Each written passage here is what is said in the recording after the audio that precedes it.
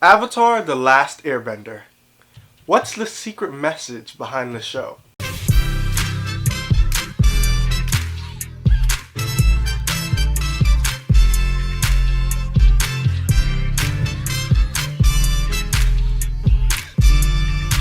Okay, so Avatar: The Last Airbender. Honestly, if I were to rate any show a 10 out of 10, just based off of story-wise, it would be Avatar: The Last Airbender. Not because of childhood nostalgia, not because of the fact that this was the show that I could turn on at any point in my life. I was just able to get lost in this world. But there's more to the show than just face value. There's more to the show than just great writing. And one of the secret messages behind the show is found in this very scene. Pause. Right at the exact moment Aang finds out that Appa was muzzled, Aang goes right into the Avatar state. This is something we've never seen before.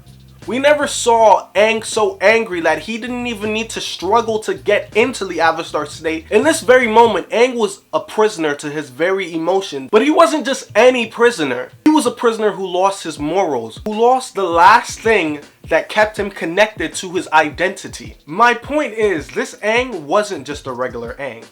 This Aang was a shell of himself. A shell of who he once was.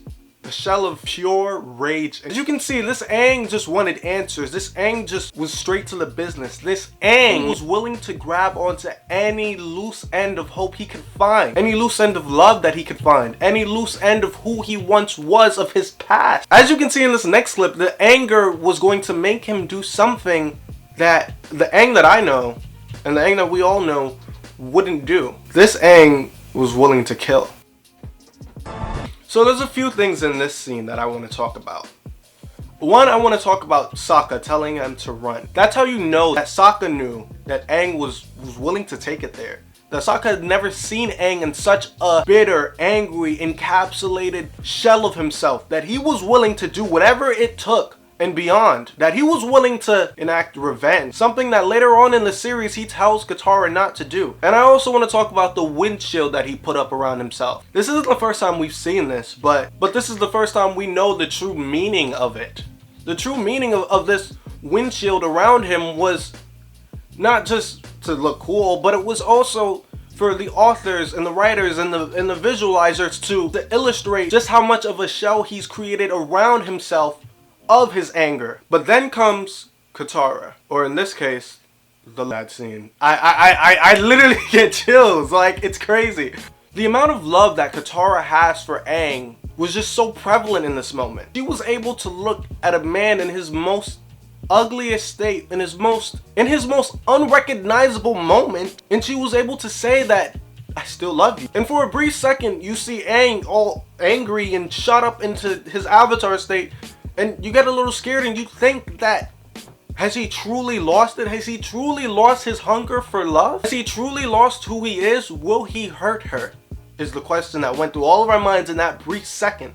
But even in his most angry state, in his most unrecognizable moment, Aang's morals still prevailed. Aang's emotion and anger was temporary in that moment. It was caused by the loss of love. The loss of who he knows himself to be. The last piece that connects him to his past self, to the monks, to his airbending nation, to his temple, to what he used to be 100 years ago was ripped away from him.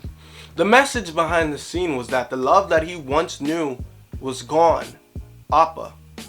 The love that connected him to his past self.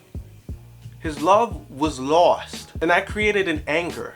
An anger that caused Aang to go into a shell of himself. A shell of pain, a shell of regret. But it was the love that he once knew. The love that is less temporary than that anger, than that pure emotion. Because emotion is temporary. But that love that Katara reminded him of, that brought him back down to who he is, was the love that he's always known. The love that he'll use to find the love that he lost. And that, in a nutshell, is exactly the story of Avatar: The Last Airbender.